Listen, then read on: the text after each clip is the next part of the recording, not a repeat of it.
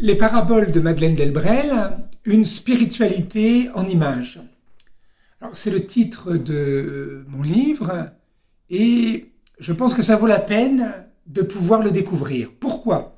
Parce que c'est Madeleine Delbrel et c'est une femme qui est étonnante, originale.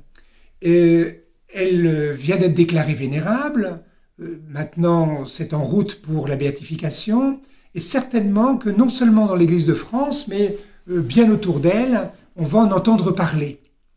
Alors, elle est atypique, c'est à la fois une femme qui est convertie, elle découvre Dieu et c'est un éblouissement. On le découvre maintenant, on ne le savait pas il y a quelques années, c'est une femme mystique, mais qui parle très peu de sa vie intérieure. Elle est plutôt connue comme étant assistante sociale dans des milieux populaires et surtout dans la ville communiste de Ivry. Et c'est là qu'elle va donner un très beau témoignage chrétien dans les années 30-40. Alors ce qui est aussi très beau, et c'est ce qui m'a intéressé, c'est qu'elle parle en parabole. Et on voit qu'autour de nous, il y a une difficulté aujourd'hui pour faire passer le message chrétien. C'est-à-dire le message peut être juste, mais souvent ça n'accroche pas les personnes qui sont autour de nous.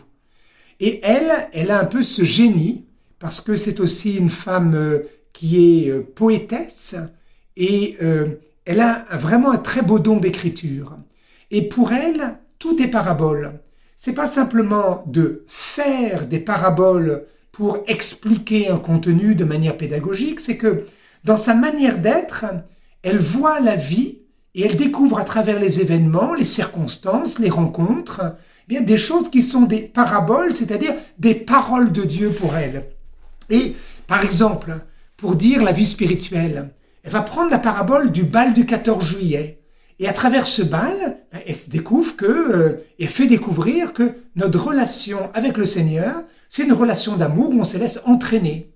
Ou une autre parabole, c'est par exemple la vie spirituelle. Parfois, on est à la recherche d'un équilibre. Et elle va dire, mais c'est comme le vélo. C'est-à-dire, il faut avancer et l'équilibre se fait toujours dans un mouvement.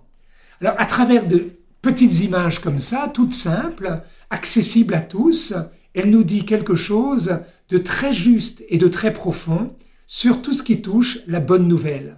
Parce que pour elle, la personne de Jésus-Christ et son message, c'est surtout une bonne nouvelle pour chacun.